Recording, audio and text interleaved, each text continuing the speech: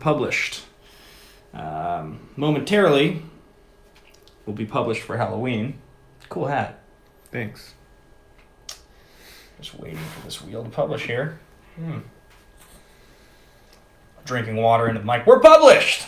That means we're live for Halloween in the spookiest manner possible. Ooh! Hey, Michael, what's up? Let's clap. Let's clap. All right, clap. We're going to clap to sync up audio and video for the live MMcast. 3, 2. And music. Welcome back to the Masters of Modern podcast. I'm Jeff Goldblum. This is Indiana Jones. That's what we're doing here for the Halloween episode of the Masters of Modern podcast. I'm very excited to be here. Michael, how you feeling today? I'm feeling good. We're going to talk about the top 10 Rakdos cards in Modern. Spooky subject for our Halloween episode. Spooktacular edition. Beard Bros here together on the show. You got an impressive beard. Yeah. I wish that when I had come into the office today, you had said, like in Thor voice, "I see you've copied my beard." And yeah, that would have been a good. I mean, I've seen your beard for a while now, and the first time I saw it, it startled me. Like there was no one liner in me. And I was like, "What? Whoa! What is this?" Michael. I'm back. And Michael, and I'm the Dilophosaurus. I am so sorry. You've been replaced. We'll miss you. I have been joined by a dinosaur. Welcome back. Spooky Dab. Yeah. Here we can save this. Here. Now we can save it. We can Ooh, save. we can hit the save button because now the world that's listening at our live stream can actually know that I'm here. It's not a surprise. Look at this. I've got Let me go find the link to start sharing it. Thank you, Michael. We love you. I've got a sweet hat now. Don't take a fake whipped cream thing and get caught in the rain. I got a sweet hat. I got glasses and a beard. You ready to adventure? I'm not even the same person. Oh, there's so much sound. So much sound and so much noise. Oh yeah, get ready. Look at you. This is great. This is such a good. This is so. It's really good. Yeah, I'm like really happy with this costume. Yeah. I got this in a Zuko costume from Avatar: The Last Airbender, and now I kind of might just wear this on actual Halloween. Or just wear this on every day. I'm actually really excited. Big shout out to Tappy because I think there's at some point a group dinosaur cosplay that is going to happen in the future. I'm so sad. Excited. I feel like Michael just skulked off. You just kicked him out so hard. I know. Well, he has kidnapped the podcast for a whole month, and now that his reign of spooky terror, you're back and healthy. I'm back and in the United States of America. Yeah. And I'm a dinosaur. I feel like I almost want to quote. I want to quote tweet the one that I just tweeted with me and Michael, and now I want to just make it you and me actually. Yeah. Right. Yeah. For sure. That feels like the way we. Hello, chat. I know you guys are here and enjoying this ridiculous costume. Hopefully, please put a like every time I do something weirdly dinosaur-esque, like slightly scratch Ben's face. Hit me in the face. Wait, can you not quote tweet a picture tweet with another picture? Yeah, you can. There's a little picture button right there. I just tried. You have to take the picture ahead of time. So go to the picture app. Wait, just slide out. I'll go back in a second. Guys, this is what happens. He's like an old man using a phone. Everything just hurt about the whole situation. I am from 65 million years ago, and I am better at using a phone than you. All right. I got sunglasses. I'm obviously the cool one. You got just nerd glasses. I'm wearing a dumb hat. Yeah. I'm wearing a dumb hat. It's so good to be back, guys. I'm gonna make sure in just a second here that when we're like properly live, I'm paying attention to everybody and interacting because truthfully, Alex and I have not done a show together in like 6 weeks. We started this podcast. Well, we didn't actually start it, but I joined it 7 episodes in 5 years ago. Yep. And we are now, we're still doing the show, but I got hurt. Alex flew around the world. I physically couldn't stand for a while, and we're both back in town. We're really excited to be back. We're talking about the top 10 Rakdos cards, each of us our own list. So I think I'm going to let Alex do another clap, an official start to the show. By the way, big shout out to my Alone Vulpix that I saved from Dallas Toy Fair. It was in the trash, and I saved her, and now she's hanging out with us on this episode. So, do you want music like you like to do? Sideshow on Acid thinks your hat makes you look special. Really? It's my hat. What kind of special? The good kind, or the kind where you're making fun of me actually through tweet comments? Well, that's no longer. You clarify. What? What? I'm just saying. I want to make sure I'm not being made fun of. I'm certainly not suggesting it. I like that. Someone has asked us to host naked. I feel like that would be inappropriate. that feels less. If our Patreon gets to $5,000 a month, we'll do an episode naked. But from the top up. Really? Will we? I'll do a shirtless episode. $5,000 a month? I'll do a lot for $5,000 a month. This podcast is so inappropriate today for so many levels. All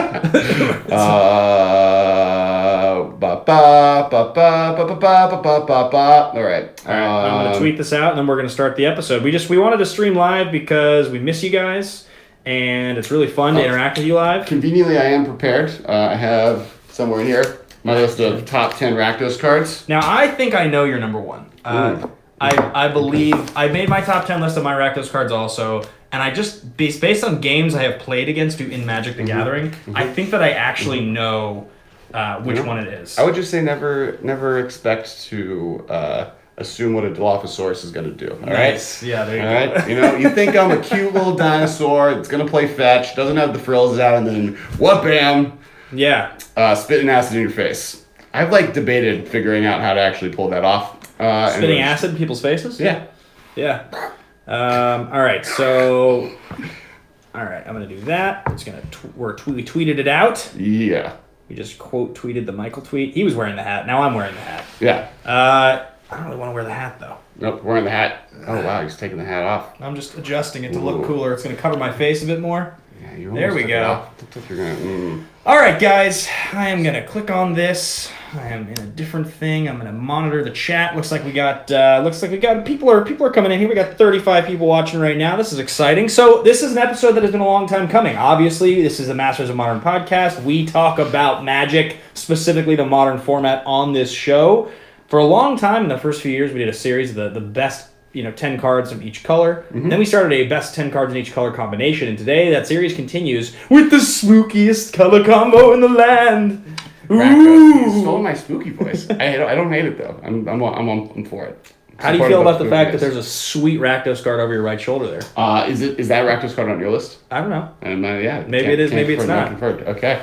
So make sure to follow us on Twitter. I am at Kess Wiley. I'm at Ben Bateman Media. We're at the MMCast. This is at Cool Hat. That's not really on Twitter. It's Cool Hat. Yeah. What were we talking? Oh, make sure to do all the following things. If you're watching on iTunes right now, if you're watching on YouTube right now, we're live chatting. Yeah. Make sure to do the thumbs up button. It really does help this podcast do well. The more thumbs up, the better. Also comment, leave a chat. We'll be talking to you right now. There's a thing called Super Chat. I have no idea how it works. Ben's better at explaining We're gonna demonstrate it right now. Okay, we're demonstrating the Super Chat. You get a big color shout out thing. Mm-hmm. Welcome, Brad O'Brien. Your first time catching the live stream. This is a good one. I'm a Velociraptor. Here. I'm a Dilophosaurus. Oh wow, that was bad. Yep. You know Velociraptors aren't real? They're real. They're alive. Well, they're kind of real. They're small and feathery. Let's see, buy and send. So we are literally super chatting from one channel that is ours. Really? Because this account doesn't have one attached to it. We're just gonna have to add one. That's gonna happen right now. But Alex is he's gonna keep talking about the subject matter for today's episode. Why we're doing Rakdos cards. Why is Rakdos spooky? Rakdos is spooky because they're like the carnival demon happy go fun time. So it's like there are maybe other spooky colors, like Orzhov is pretty spooky. They got all the ghosts. But Rakdos is more about like the festival side of death and scariness. And I feel like that is much more of a Halloween themed guild. I would say if I were to rank guilds based on their level of spookiness or Halloween-ness, it would be Rakdos, followed by Orzhov, followed by I guess Dimir. Okay. Followed by Golgari, but I feel like Golgari could be over Dimir. They're kind of like tied because neither of them are that spooky.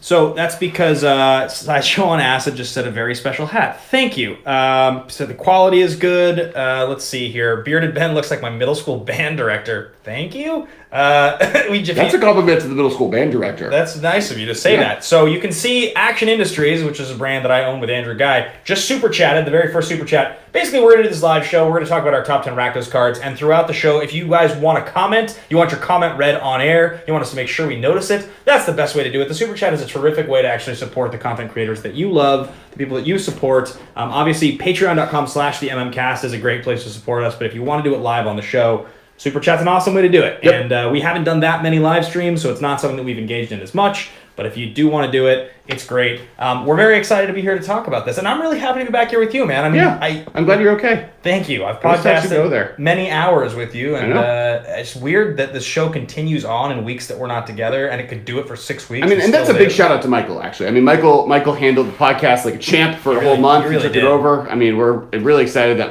there's 3 co-hosts of the podcast. It'll never be like all 3 of, well, we could probably do all 3 at once, but we don't have the equipment yet for that. But it'll definitely nice to have kind of ins and outs and being able to kind of make sure the content keeps coming for you guys. Plus, he does really good content episodes. I mean, like his strategy focuses bar none. So yeah, super we are taking questions. EPM. It's a lot of times to ask the same question. Maybe is that your clever way of beating the super chat by asking the same question 9 times in a row? Don't beat the super chat. Just use the super chat. We are taking questions. We just read it on air, so we will take questions throughout the episode. But more than that, we really would like to just know what you guys think as far as the top Rakdos cards. I know. Did you ask this earlier? I want to know how is the audio quality where you're using kind of a new setup this week for the live stream, because we tried to address what people were saying last week that it was kind of room tone echoey. So we have a mic right here in front of us now that should be picking up pretty strong audio. Let us know what you guys think. Let's do a couple quick shout outs before we get into. Are you going to quote tweet another quote tweet? I would like to know what shout outs you were excited to give, Alex. Do you want to give shout outs to your own Twitter at Kess Wiley? Do you want? We did that already. We just talked about Patreon, that's all. No, we did the Twitter thing. Really? Yeah. Did you do it and I wasn't paying attention? I said, I'm at Kess Wine, and I pointed at you, and you're like, I'm at Ben Beaton Media. Oh, and I made a dumb hat joke. Yeah. You should follow me on Instagram. I don't know why you would do that, but that exists. Yeah. Also, the TikTok, really anywhere where you type in Kess Wiley, I'm the one that shows up. So just do that. Fair enough. I guess shout out to, if you are wanting, after the show is done, Olivia is doing a live Commander stream on Twitch. That's the cool one to check out. And just, big shout out to Tappy Toe Claws for inspiring my dinosaur status currently that I'm living in. Yeah. Sideshow and Acid says, I'm too poor for Super Chat. I emptied my savings on cardboard cutouts of Ben. Thank you. Again, that's really nice of you to do. Very cool. I didn't know that was something that you could order. If somebody's making a killing online with cardboard cutouts of It's me. Man, you don't pay for these dinosaur costumes with nothing. I've been selling cutouts for you for a whole year. It's great. That's fair. Actually, there's a $30 level where people get cool free stuff. On Patreon, and one person has donated, and so they've gone like cool drop dice, super party bottle was sent out. I think I might send out like a cardboard cutout of the 2 of us. That's a cool idea. Yeah, because we can make them. Michael too. Because we can make them here. So getting on to the subject of Magic, we are really excited to talk about top 10 Rakdos cards, and I'm just going to jump in first. I'm going to start the conversation here. Okay. With my number 10 pick. My number 10 pick for best Rakdos cards, all in in the world. And number 10 for me, Dreadbore. Okay. Kind of a medium card. Interesting. Yeah, I think it's Return to Ravnica is when it was originally printed. It's sorcery, black, red, destroy target creature or planeswalker. I have it way higher than you.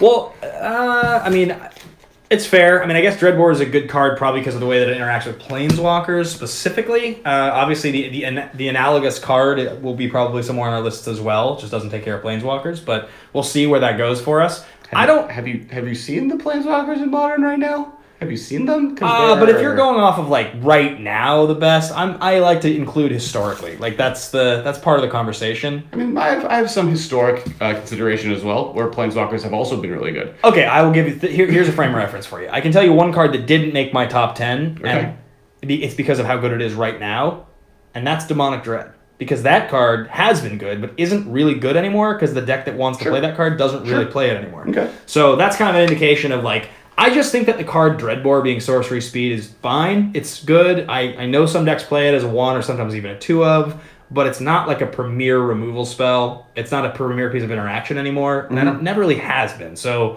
That's why it's number 10 for me, but maybe it's higher for you. That's what I say is my number 10 Rakdos card. What is your number 10 Rakdos card? Cut to ribbons. You put cut to ribbons? Yeah, cut / ribbons. Really? Yeah, it's seen some play. I mean, like, actually, like, the one thing to remember, and actually Rakdos, I think, is the second best color in... Rakdos is the second best color in Modern. In terms of color combinations. Well, there's a lot of interactive spells, right? Yeah. So, like, if people listen to the blue-green episode we did, which is better now than it was. We got Oko and Neo form since we recorded that episode 2 years ago. And also Coatl. Yes, we got a bunch of good blue-green cards. So blue-green, like it has increased in status, but when we were originally doing these, the last couple times we did these, like, it's actually surprising how quickly the quality drops off. I'm surprised Dreadbore is as low as you had it, as I said. But cut ribbons, if people don't know, it's 1 red, do 4 damage to target creature, and then you can flash it back to do... Black, X. Do... X. I think they lose X life. They lose X life, you gain that life. Is it a drain gain, or is it just a drain? My phone is normally how I look up cards, so you're going to have to use your phone to I can look cards. at it. So here's the thing about cut to ribbons. I do play cut to ribbons in my Jund deck in Highlander, because I like that card a lot. Mm-hmm. But in Modern... I've seen it see play in both in Dredge-esque decks. I've seen it see play in Jund as well, because just the interaction with being able to put it in your graveyard and still use it is valuable. Yeah, it's just each opponent loses X life, Aftermath, black, X. I figured it wasn't a game. Got it. Okay. But I do like that card. I mean, that card is definitely really good. Like, it's very, very cool, and the fact that you get the value when it's in your graveyard makes it significant. Mm-hmm. But I have... The card I didn't include on my top 10 list over it was Slaughter Games. Also missed my list. That was in my honorable mention. Which, was a much more relevant card back in the days of Splinter Twin and Birthing Pod, but, hasn't seen play since then. So my number 9, Lightning Skelemental. This is a card that has burst onto the scene since the printing of Modern Horizons. Lightning Skelemental is, I believe, red, black for a 6/1 trample haste. When it deals combat damage to an opponent, that opponent... Is it discards 2 cards and... No, they discard for how much damage they take. Really? Yeah. Equal? Really? Mm-hmm. So you can just drain their whole hand easily? Well, if they don't block. Really? No, it's not. It's not? Deals combat damage to a player. That player discards 2 cards. Trample haste at the beginning of the next end step. Sacrifice. Okay. Lightning Elemental. It's an elemental skeleton. It's a rare. Okay. Yeah, I mean, basically this card is a riff on obviously Ball Lightning, and it's basically including Ball Lightning and stamping the card Blightning onto it, which is kind of like the whole point. I mean, it's literally what it is. I said it when we designed this card. We made Blightning plus Lightning Elemental. Yeah, it's a really, really cool card, Ball. And this card has shown up. So with Unearth being printed into Modern through Modern Horizons, you got a bunch of these really, really cool decks that were playing Unearth and were playing Lightning Elemental. Really, really strong Rakdos decks. I actually think that's one of the places that's the most interesting to talk about this list. Rakdos decks have really become good in the last year. Like, there weren't really Rakdos decks in Modern as much until like a year ago. And a lot of, some of the stuff I just talked about mattered a lot. Do you mean straight up Rakdos, or do you mean including the color combo of red-black? Because I would say not including Jund and Mardu, specifically Rakdos decks.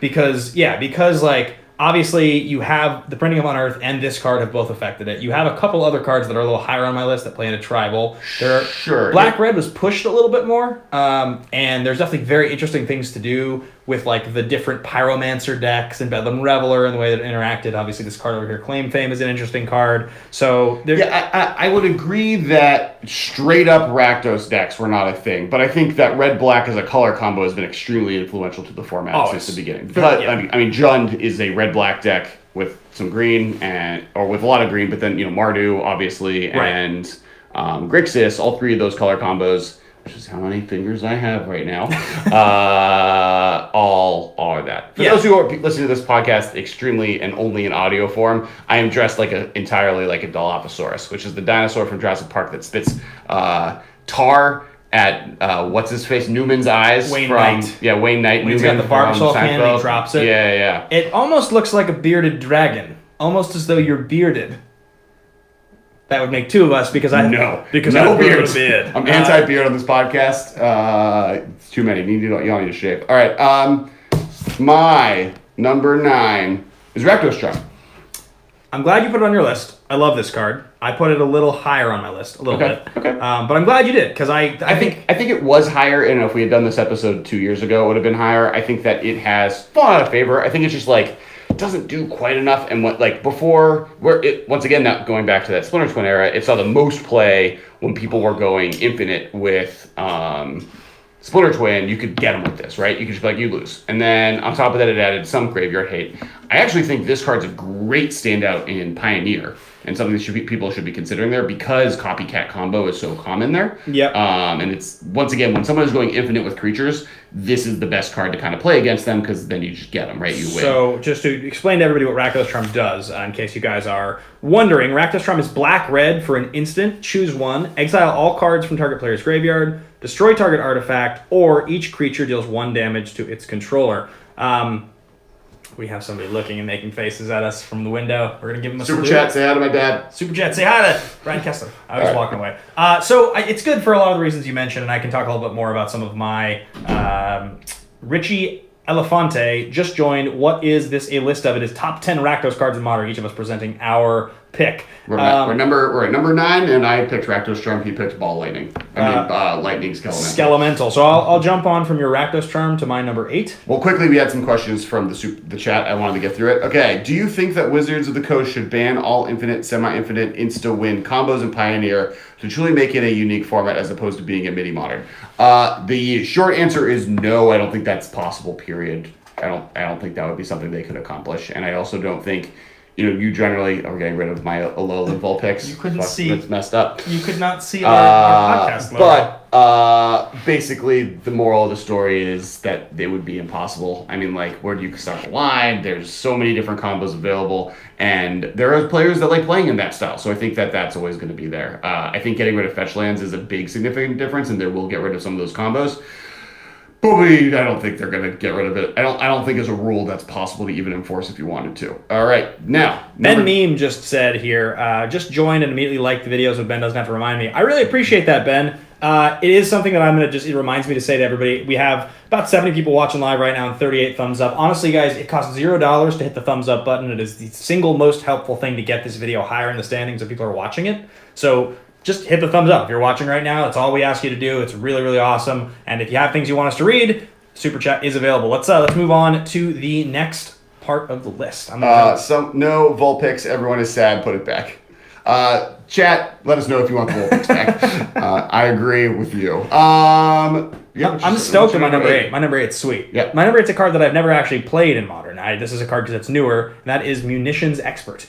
It is black-red for a flash 1/1 Goblin, I believe. I'm going off of memory of what this card actually does, but it is black-red flash 1/1 Goblin. When Munitions Expert enters the battlefield, you may have it deal damage to target creature or planeswalker equal to the number of goblins you control. This is purely theoretical, but it's based on the idea that this card was printed and created specifically to give Rakdos Goblins a place in Modern, and it's good enough to give them a place in Modern. It's not maybe good enough to make them tier 1, but it's a really good card. It has a lot of things going for it. The CMC is good. The fact that it has flash is really good.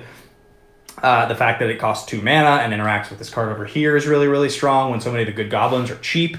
It's a sweet card. It's a super sweet card. Do you like Munitions Expert? Yeah. I mean, I think it's a little bit of a trap at the moment because I don't think Goblins is a deck you should play in a tournament with all of the things going on. But I think that if Goblins is a deck, it's going to be on the back of that card, and I think it's really good. Yeah, I think it's one of the many things that was done correctly in Horizons, which is that all the cards in that set were pushed for one way or another to just like make Modern sweet. It's like I think you can describe Modern Horizons as the sweetest set ever printed because everything in there is like based entirely off the idea that like we need to balance this right on the edge of overpowered, but like attractive to want to play. Sure. And some of the cards are totally overpowered, but cards like this are exactly the right level of power. It's interesting. There's been a lot of really powerful things printed recently. I mean, people have referred to the last 6 months as like Urza levels of power level. But I think it's been done in a way that's really interesting, and I've appreciated it. I totally agree. I think Modern, specifically as a format, I don't know how healthy Modern totally is right now. It feels like the power level of each strategy is so high now that it's easy for one strategy to just dominate because what it's doing is so backbreaking. I mean, but it does seem like it's shifting and sliding. There was 16 Okos in the top 8 of last weekend. 100%. Oko is too good. Too good. My number 7, Claim to Fame. It's this guy right here, our preview card. Yeah, it's a little higher for me, but not too much higher. It hasn't done anything. I know, and that's why I felt almost guilty putting it higher, but I just felt like I love that card so much I had to. Part of me wishes it was the opposite. That you got the fame part first. It was flame claim. Right. That you would play the front half of it to make an attack better. A creature would die or something, or get killed in response, and then the next turn you'd be able to resurrect it. It's like not nearly as synergistic, but like I want to be able to reanimate things from my graveyard, and if I could play this out of my graveyard, it would be like an instant amazing card versus what it is now, which is kind of just like, yeah. Especially with Unearth being as good as it is, it's like this just missed the mark and it makes me sad. But otherwise, it does see play, and now with Unearth and this, you can play both together, which is really cool. I'm a big fan of. And I know that like stuff with Burning Tree Emissary is really dope with it because you get your own little lightning elemental out of the deal. Right, yeah, yeah. It's acceleration. I mean, that's one of the coolest things about it with Burning Tree Emissary. We have a few people talking about the Vulpix. Let's see. Stick the trash. Vulpix back up, please. Ben says scared Jubes. The people have spoken, says Jason Koski. Let's see here. Vulpix. I think actually the way to do this so that we have a way to structurally analyze this, if we can get the likes up to above 70, we'll put the Vulpix back up. If we can get the likes up to 70, that's going to happen overnight. That's going to happen right now. Guaranteed. Yep. Well, watch. There you go. Watch. Okay. We'll find out. All right. Yeah, so I don't know. I mean, the Claim Fame is a great card. It was also a preview card, so there's no way I wasn't putting it on our list. I think it's the only Rakdos preview. Have we got it? No, we haven't got a preview card of every color combo. No. Or every two color combo. We've gone blue, green, green, white, black, red. That's it. Let's see here. Jade Wheatley gave y'all a like for Ben's beard. Very much appreciate that, Jade. So I wish somebody would say I gave a like because of Alex's sweet costume. I feel like that's something that someone needs to say. Yeah. Let him know, guys. Give Alex a pat on the back. Right now I'm getting Vulpix likes. Next is your number 6. Yeah, my number 6. Flip after 5 to me doing them first. So my number 6 is Rakdos Charm. And Rakdos Charm, the reason I like Rakdos Charm so much is that not only is it really fantastic when you talk about something like a cat combo in Pioneer, which is obviously not as prominent in Modern, but it is still a deck. People do play cat combo in Modern.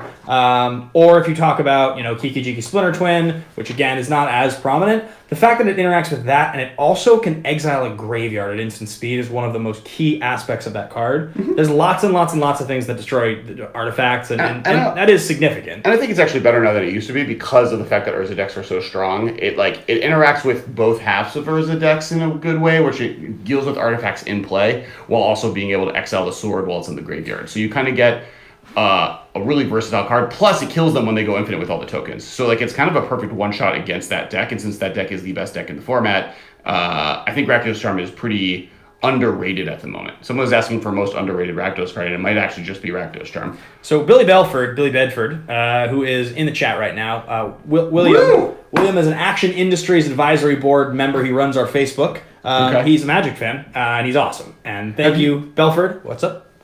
Thank you, Belford. Yes, and that's exactly... You are a hero, Belford. We appreciate that. I have always found Rakdos Charm to be the exact same position in Modern for me, which is that it ends up being my 15th sideboard card. Occasionally, if I'm too out of sorts at a tournament, I'll throw 2 Rakdos Charms in. I've done the exact same thing with Golgari Charm.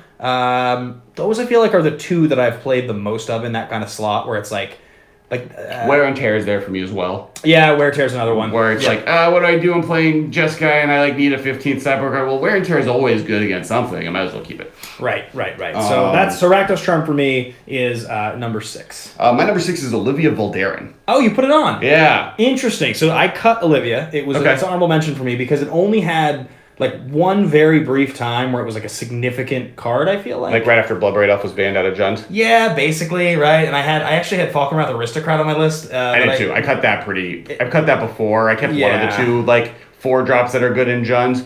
I think this is a unique space in the field. I think if there are times where this card will be very good. Yeah. And we'll have moments that it can make a comeback. I also think I do want to include some historical facts in how we count these cards, and historical power level. Sometimes some things are bad now, and they just aren't. They were good forever, but now they're bad. But sometimes things just fall out of favor for a while, and then the right cards or the right meta happens. Where being able to ping things for one is very valuable, and then being able to mind control things after that is like game breaking. So like there's a reason this card is often in people's sideboard lists. And John, yeah, I would agree. I mean, also because we can agree that when I talked about Demonic Dread, I mean that's a card that was very good and served a very specific purpose. Oh man, we got someone else in the super chat.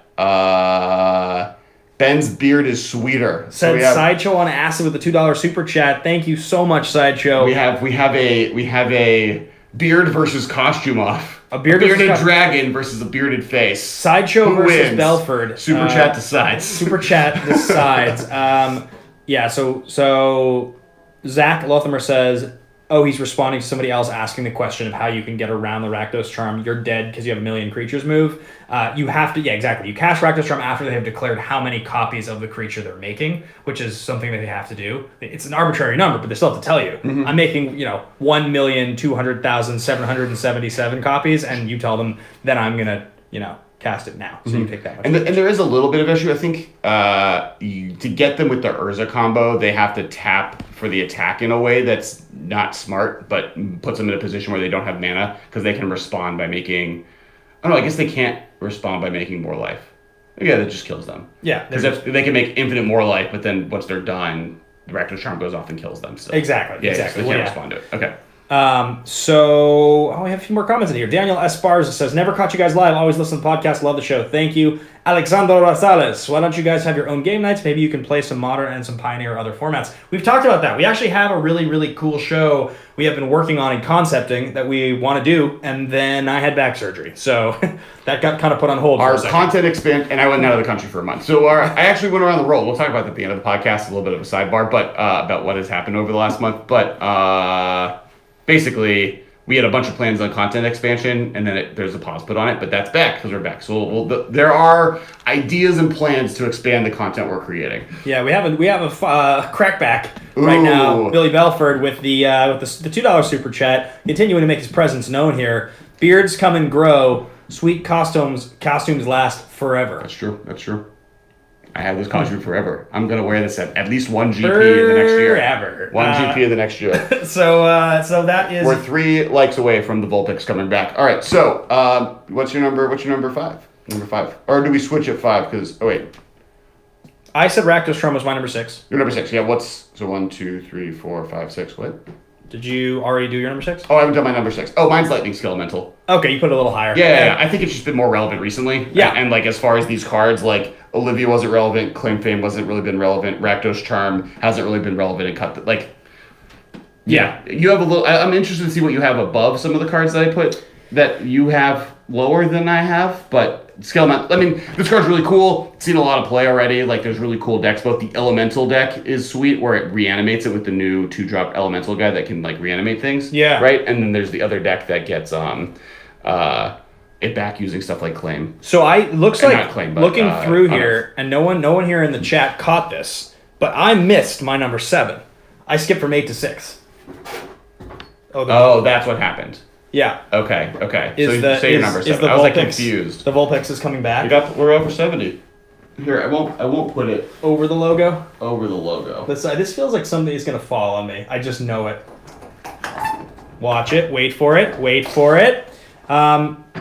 Sideshow and Acid, I concede, Mr. Belford. Thanks, you guys. Have a good night. I'll watch them full later. Date night with the wife. Hey, have a great date night. We thank you for tuning in and watching in the first place. You are making a disastrous mess up there. It's okay.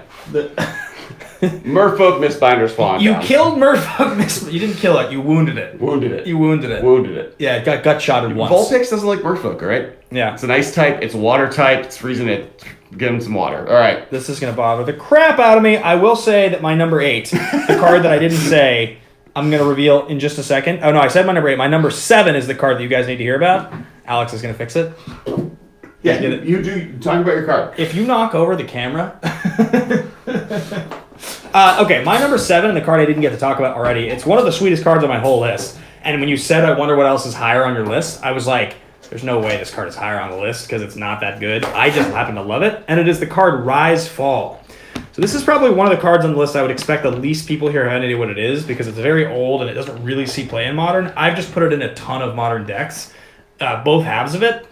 Now, the side of it that is the most relevant is the side I'm going to talk about. So the card Rise Fall is a split-faced card. It is from, I think it's Dissension. So either Dissension or Guild Pact. I believe it's Dissension. The first half is blue-black. Return target creature card in a graveyard and target creature card in play to their owner's hands. But the side that is specifically Rakdos is black-red, sorcery. Target player reveals 2 cards at random from his or her hand, then discards each non-land card revealed this way. So what it is a semi Hymn to Torok, kind of. It's like a 70% Hymn to Torok, kind of. And I've always loved this card. I've always thought it was really cool. I've always thought it was strange that it didn't see more play in Modern. I think it's the fact that you can get unlucky and end up spending 2 mana to get rid of 1 card, and a good amount of the time that's going to happen. Mm-hmm. And, but otherwise, there are a lot of situations where you're going to play this card for 2 mana and it's just going to get rid of the cards in their hand. And it's going to end up being a 2 mana Mind Rot. Yeah. So I think this card is really good. I've always really liked it. It is my number 7 card. I mentioned number 6 is Rakdos Charm, which puts it up to, you've already done your number 6, which means now... Full picks. Alive but injured. Are you going to do your number 5 now? Is that what's going to happen? Yeah, well, we're going to go the other way. Yeah, okay. All right. Now, I think this is going to surprise you. I think you're going to be surprised. I think you're going to be surprised by my number 5. Because you heard me talking about this? Because I think you thought it was my number 1. It's Murderous Redcap. I can't believe this is not your number 1. Considering what I know about you and the number of times that you played a Murderous Redcap against me. I do love Murderous Redcap. It might be my favorite red-black card. Right. Crazy. But I do not...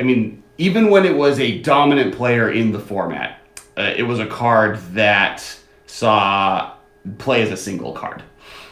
And it was, in reality, really just a black card even at that point. It is a hybrid card, so it's weird. But the decks weren't playing red that were playing it, and it was really meant to just more be a top end of a combo piece that sometimes was decent. Now, that being said, it's really cool. That combo is still available in Modern, so it is seeing some play still. But it's never been more of as a one of. It's always just been a one of, and I can't put a card at number 1 that the decks that were playing it have moved mostly away from it because they're now playing Vizier combo, and B was never even a 4 of in the decks it was seeing play in it originally. As much as I love this card, it is interesting that and won game nights with it. I won game nights with this card. This card has won a lot of games, and I would say you have played this card against me a lot. The other player that I know, Eric Whiteheads, has played this card against me a crazy amount. This is one of his favorite cards of all time. I've died a lot to this card. Okay. The thing about this card that blows my mind is it's seemingly always good, even if it's not part of a combo. It's just seemingly always does what you need it to do. Sure. And usually because the decks that it's in have such a good way of resetting it or reusing it, even if it doesn't mean necessarily going infinite, just putting a counter on it or blinking it or something.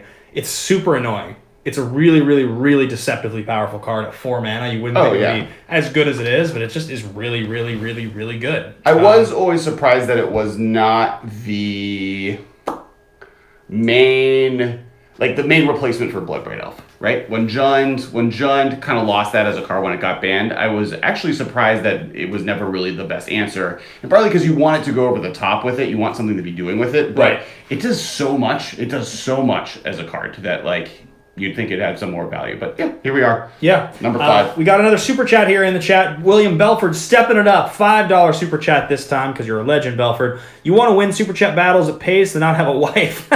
Don't let anything fall on Ben's back. Ben, do you know about Ellis's unopened third edition boxes? So he's talking about my friend Mark Ellis, who is a very successful stand-up and one of the 2 Schmoes. The Schmoes know Christian and Mark. They started Schmodown. Okay. And Christian has no awareness of Magic at all, but Mark collected Magic cards back in the day and has an enormous collection. I've looked at his collection. He's got tons of revised duels. Okay. He's got beta demonic tutor and really cool stuff. At one point I was actually thinking of buying a bunch of his collection. But he has old unopened boxes of revised. He has a super sick old collection of sweet stuff. So that's what Belford is talking about there.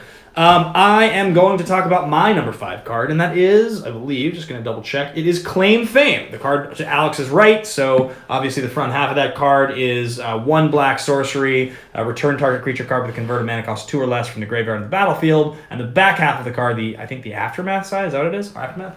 Or is it?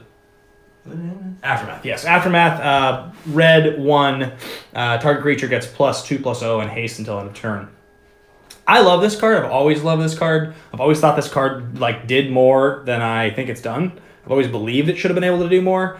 And I've always been sort of surprised that it hasn't shown up more often. It kind of is a bummer that Unearth just like took its thunder, right? Like it definitely feels like Unearth got printed and like Claim to Fame is just a lot less good now. I think they wanted an Unearth effect to be good in Modern, and then Claim to Fame didn't hit the mark as well as they'd like, and that's why they just like, let's just print Unearth. I think the thing about this card that I find the most surprising is that this card alongside Young Pyromancer seems like it's such a good, like, how could this not be good kind of a thing. I think it's just too fair. Like, yeah. I think the problem is that Modern needs to be 30% fairer than it is for Claim Fame to be a card that is good, or they need to print a card that's like kind of like Mir Superior, but better, like not just a big dork, like a 2-drop that does something crazy, but you can't cast it from your hand.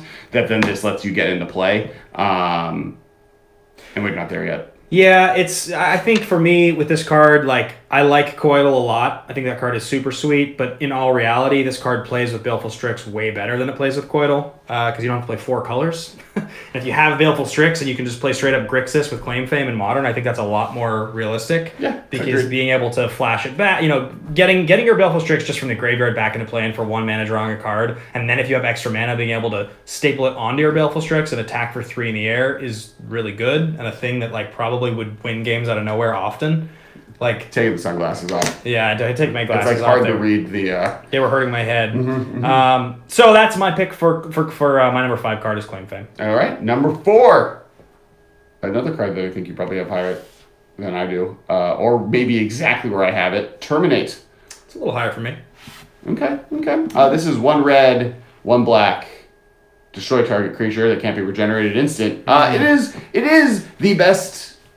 And when I say this, the best instant speed Doomblade in Modern has seen a ton of play. I have this a little bit farther down the list, partially because I have the next card on my list just above it. And I think that there are too many significant things that this now misses in Modern that make it not as good as other options. And literally, of my 3 better cards, 2 of them I think are just better than Terminate and should be played instead of Terminate. Sometimes you want to play like a 2-1 split or a 3-1 split, and but even this against stuff like Assassin's Trophy. I think I'd rather play Assassin's Trophy. I'd rather play Abrupt Decay. I'd rather play the next card I'm going to talk about. Yeah, it's really good, and it is kind of the bar for this type of effect in Modern. I just think there's a bunch of things that are above the bar. Somebody's asking here in the chat, Zach. No. It's not Zach. It's Carter Miller. Is Strix too good for Modern? We had this conversation before, but now that we have the evidence of having Icefang Coital in the format, what do you think? How much better is Strix than Coital? I think the argument people often make against Strix was like, oh, but it makes it so fair creature decks aren't good in Modern. They when were they ever good in Modern? Yeah, I think. And the one fair creature deck that is about attack. The 2 fair creature decks that are about attacking with big dudes. One of them is Eldrazi. There's no world I'm ever going to live in where I'm going to be sad if Eldrazi is slightly worse. And 2 is Merfolk, which the fact that Baleful Strix has blue and its mana cost means that all of the Merfolk are unblockable. So, yeah, I think for me the biggest part of Strix that is a problem is actually the fact that it's an artifact, and artifacts are so easy to interact with so many different cards in Modern. Like, there are so many things that give you a bonus for it being an artifact. There are so many ways to abuse the artifact type that it just adds an extra element. I mean, it's already the fact that you don't need the Snowlands for it to have Death Touch. Like, that's just better, but I don't know that that's that much better. Like, the decks that want Coital to have, it's not hard to make it have Death Touch. Right. For me, I think the fact that it's an artifact just means there are that many more ways for this already abusively good card to just fit into strategies it has no business being in and just make them even better.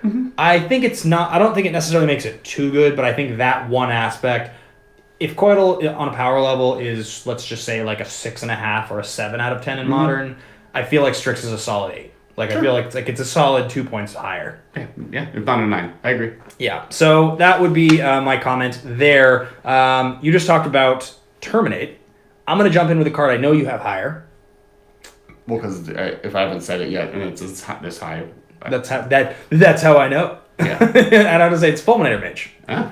Fulminator Mage is my number 4. Fulminator Mage is a 2/2 creature. It's an elemental with hybrid black-red, 1 colorless. Sacrifice Fulminator Mage, destroy target non-basic land. This card was really, really, really big at one point in, what's it called decks? Living End decks. because obviously you would play it and sack it and then get it back really, really easily. And it was just like a stone rain for Modern that you would get back and be able to just like nuke all their lands with. It's still really good. It still sees some play. It's never been as much of a player in the format as I think I would have expected. Even now, it's like a sideboard card with a couple slots, but often by the time you're casting a 3-mana creature, unless it's in an unfair deck like Living End, it's a little slow. You want to be able to a card like people don't play Ghost Quarter as much now. They play Field of Ruin, right? In that slot. But like I think just basically having a creature that is Stone Rain in Modern, it's good enough, but it's not abusively good. So that's why to me it's like number 4. It's definitely good. Sure. I think if this card somehow had cost, like if this card had some drawback and it cost like 2 mana, but it couldn't be played, say until they had 3 lands or something like that. If there had been some other thing that had just made it cheaper, probably it would be like really, really, really good and super prominent. But it still feels like it's never more than a sideboard card. Okay. Almost ever. That's my point.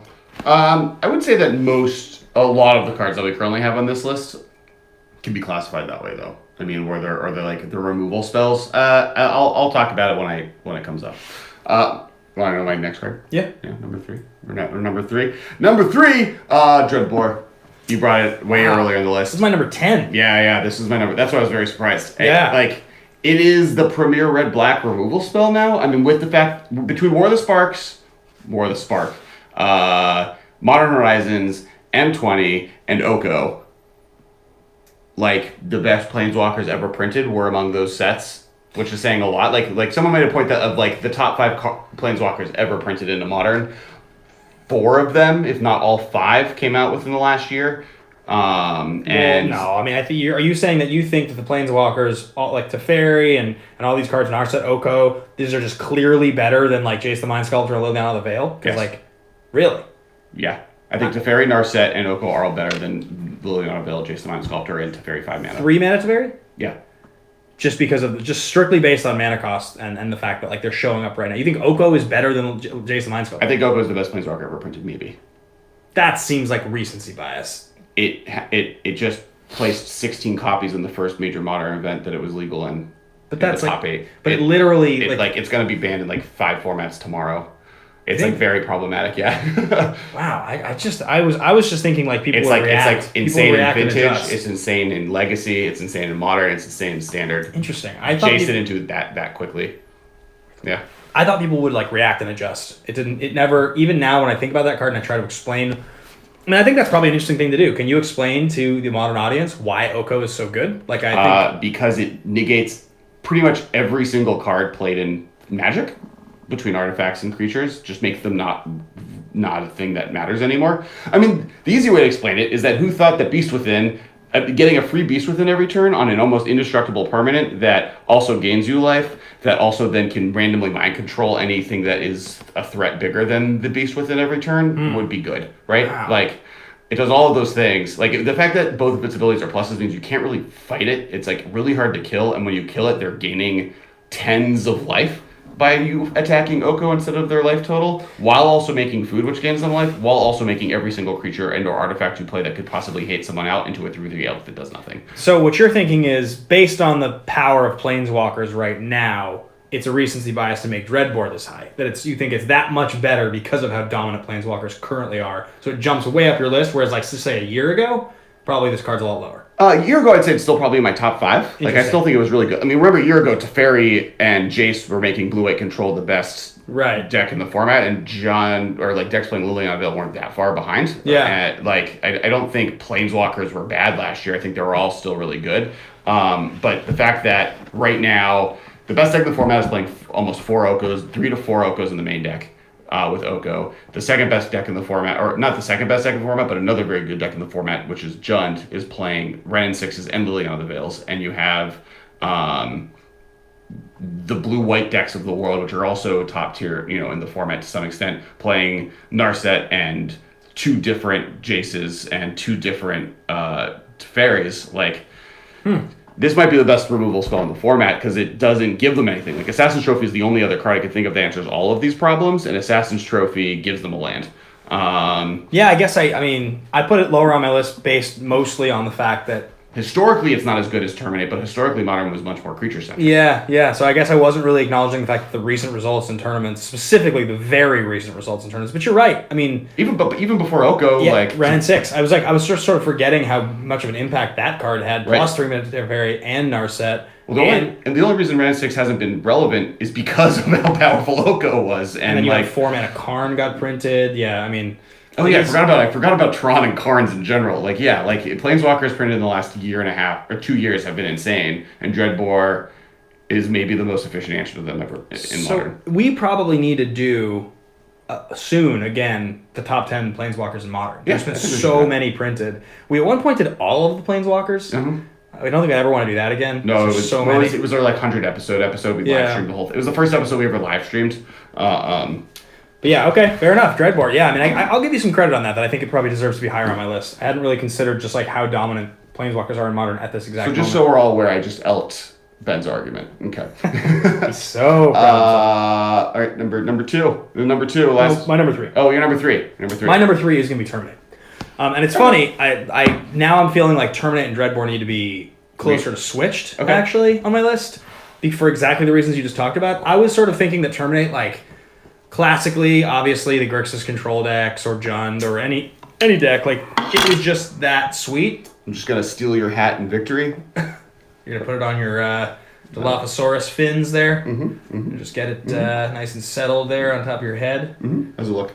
Great. Cool. Perfect. That's the victory hat right there. That's a victory hat.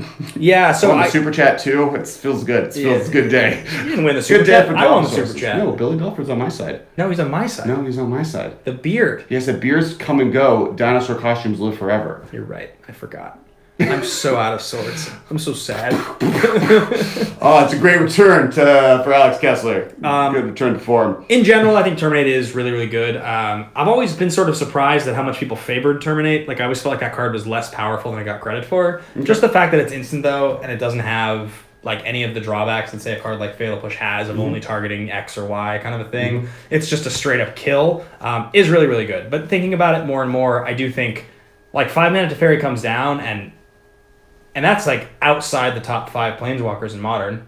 But that card comes down, and I'm thinking as playing the decks I like to play, I would so much rather have Dreadbore in my hand than just obviously Terminate, but it just feels necessary to be able to kill things for 2 mana. I mean, that being said, I think we need better removals than Dreadbore. The fact that Dreadbore, a sorcery speed card that kills creatures or Planeswalkers, I don't think is good enough for the way we have to deal with Planeswalkers nowadays. And I think that's going to be one debating this. What we were going to talk about this episode, the reason we went top 10 record with us is we haven't done a top 10 episode almost in a year, and the fact that it's spooky, it's Halloween. I needed to come with a Halloween subject and talking about Oko again right after Michael and Ruben talked about Oko 2 weeks ago felt like a little bit of a let's take a moment, but I do think reevaluating not only what are the top 10 Planeswalkers, but maybe what are the top 10 ways to deal with Planeswalkers. I actually think probably the episode we need to do next week is probably a State of Modern episode. Modern feels like it's in a distinctly different point today than it was even just last time we did an episode together. 6 weeks ago, I don't think we're dealing with the same format anymore. It feels like we are distinctly, and Pioneer came out, so people are shifting focus. I think that's probably a smart play for us, is next episode is the State of Modern. And I think we need to talk about the decks that are Tier 1 and the decks that used to be Tier 1 that are no longer Tier 1. Mm-hmm. Billy Belford with the $2 super chat here. I support the costume, not that playoff beard. What he's referring to, if you guys are wondering with my playoff beard, is that in the Movie Trivia Schmodown, which is a thing that I compete on, it's this movie trivia league, I made it to the singles final of the tournament. The teams tournament has not yet been played, but the singles tournament, I am in the finals currently. And I won my semifinals match on one leg, barely supporting my weight with a golf club as I had started to grow out the beard. So now I play for the tournament final on December 7th, and if I win it later that night, I actually play to win the belt. So I'm not shaving until I've won the belt. And that is why it's referred to as a playoff beard, in case you guys are wondering. So that is my number 3 is Terminate. I'm taking your hat off. Yeah. It's really hot as it is. Wearing a pretty hot costume. Mm-hmm. Thank you. What's your number 2? My number 2 is Fulminator Mage. Yeah, I figured. I think it's very obvious what number 1 is. But Fulminator Mage is just... It's seen a lot of main deck play in Modern. It's seen a lot of sideboard play, but that sideboard play has been very important. I still keep it as a starting position of a 2-drop, two spots in the Jund sideboard. and Grixis sideboards. The fact that like Tron is as powerful as it always is, and it's pretty much one of the only good answers against Tron that isn't Field of Ruin. Like those are kind of your only options. Has kept it to being an important spot for me. Yeah, that's fair. I think it's a really good card. I mean, land decks continue to make an impact. You know what's one thing I was like only just realizing the other day, and I feel like I want to try to find a way to abuse this, is that that cycle of common lands from Eldraine, they're land types. So like the spell ones. I didn't realize that. That's really cool. And the way that interacts with fetch lands in Modern is really cool. Yeah, well, I mean, one thing that is kind of not sad, but because of the travel schedule and because of also how many review episodes we did last year, the first half of this year, we kind of didn't do a Throne of Eldraine review episode. We kind of just talked about cards as they were previewed. So we didn't really go over each one with our audience to talk about like which ones we think are exceptionally special. What's cool is now we've gotten a little bit of what that looks like, and Oko is very powerful, but the blue one is the insane one, right? Like you can just it gets you spells back. I mean, the way that works with fetch lands and like extra turns cards is insane. Just Cryptic Command. You can literally Cryptic Command every turn forever, like soft locking people out of the game. Yeah, I mean, as long as you have enough fetch lands in your deck. No, you just bounce the land. Oh, you bounce the land, play it, get it back. Counter their spell, bounce, counter. Right. Yeah, it's really, really, really good in Modern. So that's going to be your number 2. Zach Reese, I am wearing a Dilophosaurus costume because it is our Rakdos Top 10 Spooky Halloween episode. That is Jeff Goldblum / Indiana Jones / I don't have on my glasses anymore. My number 2 is Murderous Redcap. So I went higher. Yeah. Yeah, I just have felt like Red Cap has been such an impactful, significant card in Modern for such a long time. Obviously, it's a little bit less significant now, like you said, with with the Vizier combo being sort of the primary way to do that. Yep. But it still has just felt like that card was always good. Like, and that card, the power level of that card has always been so good that it didn't even feel like necessarily it was played as much as it should be. Like it's, I think Modern now as a format is, let's say you play it, and then let's say you sacrifice it and get the 3rd damage. That's not going to take care of a lot of the planeswalkers you need to take care of. But it is really, really good, and I think based on its history and how powerful a card it has shown to be, I do think that Murderous Redcap is fantastic. So part of me is like really, now that Pioneer exists, I would actually be really interested to see Wizards take a different approach towards Modern, in the sense that we have a world where there's going to be this kind of more, safer version of Magic, Eternal Magic. And so with Legacy kind of being as difficult it is as a barrier of entry, Modern is difficult to enter, but easier than Legacy. I would love to just see next Modern Horizons 2 have Force of Will and Brainstorm it, or just Force of Will in it and just like rip the Band-Aid off. Well, and then allow just Birthing Pod to be unbanned. Like let some of these banned cards that were like just on the edge. Like Birthing Pod was banned partially because it was too powerful and too consistent at making those decks. But on the other hand, it was also partially banned because of a diversity banning, right? It was like, we have to ban Treasure Cruise, we have to ban Dig Through Time, but we're going to ban all of these cards right before the Pro Tour, and the format's just going to literally go back to where it was in August. So we had to do something beyond that, and I think you could just bring Birthing Pod back. One of the things we talked last week about on the Masters of Pioneer episode that Michael and I hosted. And by the way, guys, if you're watching and you're curious, we're going to start doing a little bit of Pioneer content on this channel. Not anything crazy, but we want to start doing a short form video maybe every single week talking about the format because we're excited about it. We actually think it's going to be a great format, and it definitely feels very much in the wheelhouse. We know a lot of the cards. We're very familiar with a lot of the strategies. So look out for that. That's we're not going to do a full podcast about it, but there will be video content about it. I definitely feel like the realization that Wizards sort of had about Modern and the size of Modern, mixed with the fact that Legacy is so hard for them to support outside of like fringe tournament support, they can't really encourage people to get into Legacy based on the limitations of the format. I think something like you're talking about is a really good idea. Let's unban some of the cards in Modern that have been, like too powerful for a while. I think there's so many things in Modern that are so powerful anyway. I don't think a lot of that stuff even is too powerful. And let's make Pioneer the format that's going to be like Modern used to feel in terms of like sort of more fair, more balanced decks. And you can't really slow down what's happened. There's too many Magic cards that have been printed. Modern just has that, it has what it has. I mean, how much better is having Force of Will in Modern right now than having Force of Negation? Is it 25% better? 30% better?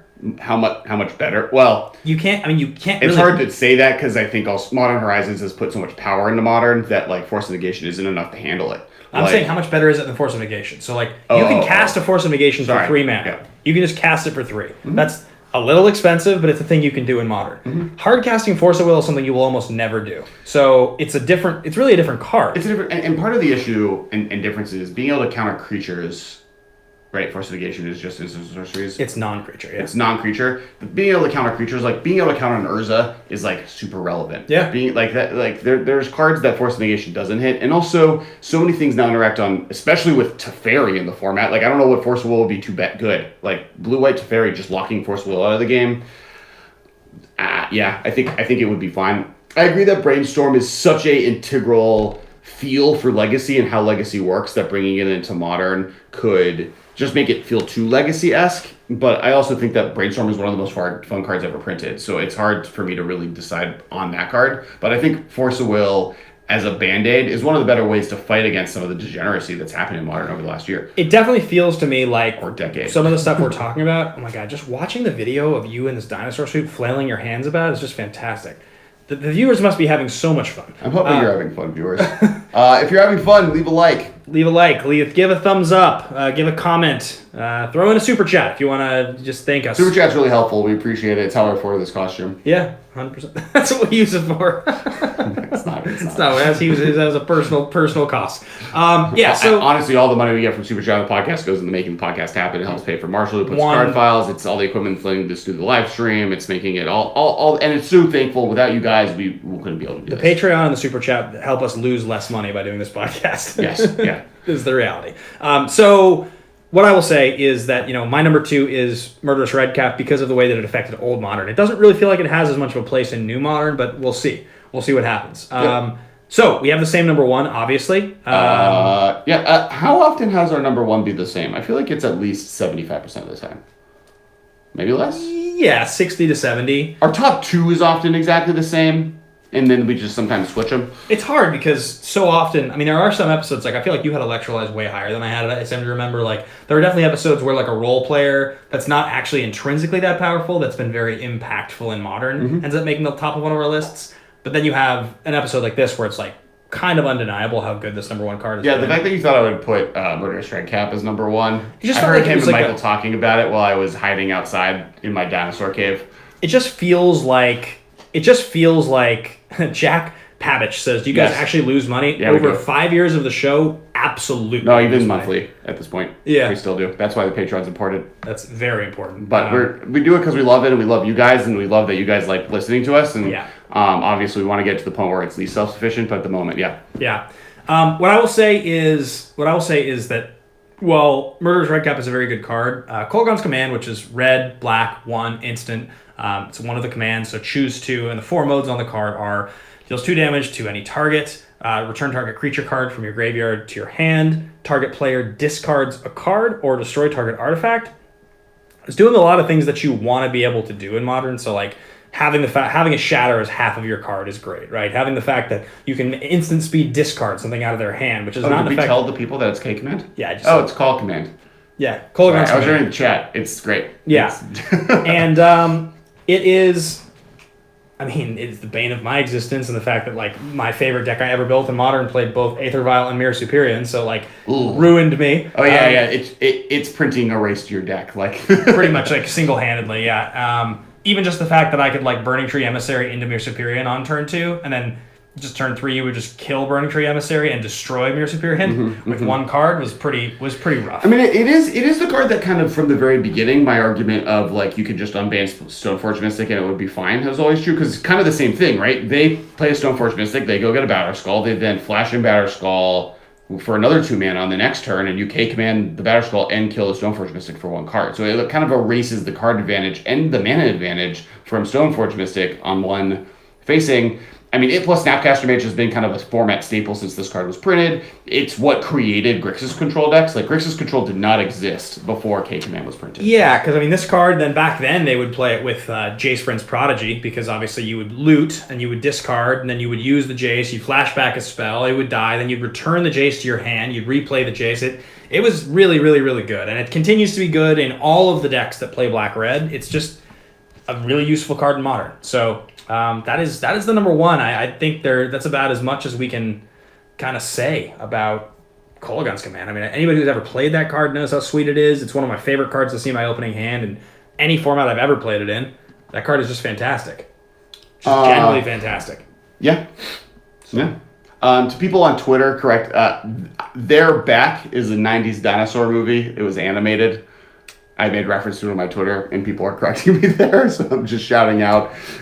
It was done by Steven Spielberg. Steven Spielberg was the producer of it. He wasn't the director. It's called They're Back? Yeah, They're Back, a dinosaur movie. Really? Yeah, so a time-traveling scientist goes back in time and feeds dinosaurs brain cereal, and then transports them to modern-day New York City, where they then make friends with two, I believe, orphan children, and then join a circus that's ran by the evil brother of the scientist that made them smart with brain cereal. Are you talking about this movie, Kemat, They're Back? No. That's like a Oh, maybe it's We're Back?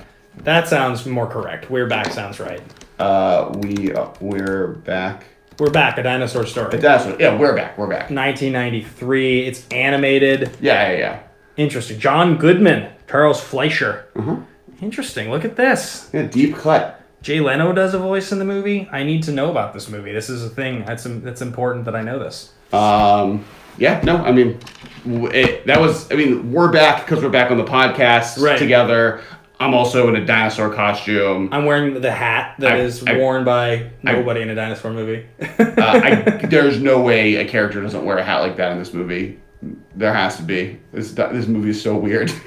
It's like a John Bluth-esque movie. Interesting. Oh, I remember this. I recognize it. I recognize the faces. Yeah, we were like children. Yeah, 93. We were 5. Yeah, it was like the exact age that I was very terrified about what was going on. Yep.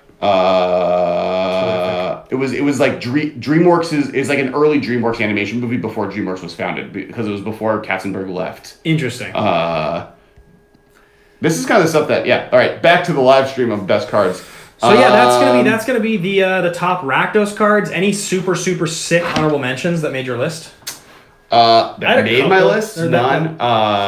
There's like one Dreadhorde Arcanist. Not Arcanist. Dreadhorde. The other one. The one that when it like has the Slith ability, and then when it dies, it does damage to everything. The what's the new the whenever you sack a thing, do a damage. Yeah, Judith Scourge Diva? No. That's whenever a creature dies, do a damage to any target. Which she is also good. She's probably on my list. Yeah. But there's the standard All-Star. Not All-Star because Oakley exists. Though? No, it's red black. I literally have a deck with it. Interesting. I will find it while you talk about your honorable mention next one. Yeah. Talk about Judith. I mean, Judith is sweet. Like I definitely like that card. It was a card that I expected there was a chance was going to make more of an impact in Modern. I think everybody was a little surprised that didn't really because it's a human. Black, red, 1/2/2 human shaman, legendary creature. Other creatures you control get +1/+0. Whenever a non-token creature you control dies, Judith Scourge Diva deals 1 damage to any target. I mean, this card in theory should be good in humans, right? Like, probably should. Mm-hmm. This card feels like probably if there's ever going to be a deck that's really aggressive that wants to sacrifice creatures that are recursive and bring them back, that's in black red. Chat found it at the same time. Mayhem Devil. Oh, yeah. Which is a red-black 1 devil. Whenever a player sacrifices a permanent man, devil deals 1 damage. Yes, definitely Sam Niel wears it. That's why I brought it. That's why I gave it to him. This is my Anna Jones hat. Jason B asked, did they mention Skelemental? Yeah, it's high up on the list. It was like 7th or 8th for both of us. It was a little higher for you, I think. I think those are the top 10 Rakdos cards. You know, I mentioned Demonic Dread didn't make my list, but it was really good for a long time. I mean, big shout out to Malphagor, who's dope, and I have a commander deck for him, and he's really cool there. You mentioned Slaughter Games is another one. Falconwrath Aristocrat, Olivia Voldaren. Right. There was one other. I had Demigod of Revenge. Really late in the game of cutting cards, which is the 5 hybrid, and like that actually saw Modern play back in like early days when Demigod. Liliana would discard them, and you would then like just bring them all back later. So there's kind of a value play there. I like this new card, Stormfist Crusader from Eldraine. Black-red 1, or just black-red, Human Knight, 2/2 Menace. At the beginning of your upkeep, each player draws a card and loses life. I think that card's cool. I think, like, I haven't seen anybody actually make an impact with it, but I definitely have, like, been interested in that card. Right. It seems good. I like the idea that you play it. And they do get advantage the same time you get it, but they're losing life. And in theory, in black-red, you're probably getting their life total pretty low anyway, so them having a card shouldn't matter that much if you're killing them. Yep. So I think that's pretty good. But I think we got to wrap things up. We've gone pretty long here. My back is starting to kill me sitting down here for a long time. Oh, yeah. And thank you for being my Sam Niel and my Dilophosaurus. Yeah, this was a fun episode, guys. Thank you all for watching. Thanks for listening. We appreciate all of the support. We're trying to do this live more of the time. Let us know in the comments. Do you like it live? Do you think it's better when it's more edited down? We want to know what you guys think. Do you enjoy being here, a part of the conversation? Thank to everybody in the chat for interacting with us. Yeah, thank you guys so much. And make sure to follow us on Twitter. I'm at Cass Wiley. You can find me at Ben Bateman Media. Make sure to subscribe, and there's a like button. Make sure you hit the like button. We brought it up, but also there's a bell that lets you get notifications when we go live, so that when we go live in the future, you'll get a push notification on your phone. Be like, oh, I can catch Ben and Alex, and he'll probably be in a different costume. Right, and as Alex mentioned, patreon.com/TheMMcast. Even if you go donate $1 a month, literally anything you give us helps so much to keep this podcast going. We are hoping to expand into more content. We had big plans before I went down and Alex started traveling the world, so we will be back with more cool stuff soon. Thanks to people in the chat. I see Jason B, William Belford, Connor Cox, Alexander Rogers, Zach Lothamer, Barbarians Riddle, Dan Red, who else? We got Matt Foley 99, we got Damon Dersler, Scarejube, Snow White MR2, Daniel Esparza. Thanks you guys all so much for watching. Thanks for listening. And if you donate on Patreon, I'm gonna let our Patreon name our Vulpix. The Vulpix? Yeah, they get the name. The patrons can name the Vulpix? Yeah. How do they do that? If you go and I'll make a post being named this Vulpix, and then people can put names in, and whatever has the most likes gets the name it. Within reason, and I have the ability to veto because I veto. If it's inappropriate. All right, guys. Thanks. Aim for cuteness. All right. Thanks, guys. Love you. You're the best. Rah! Bye, Erwan. Ooh, $2 for future cast costumes.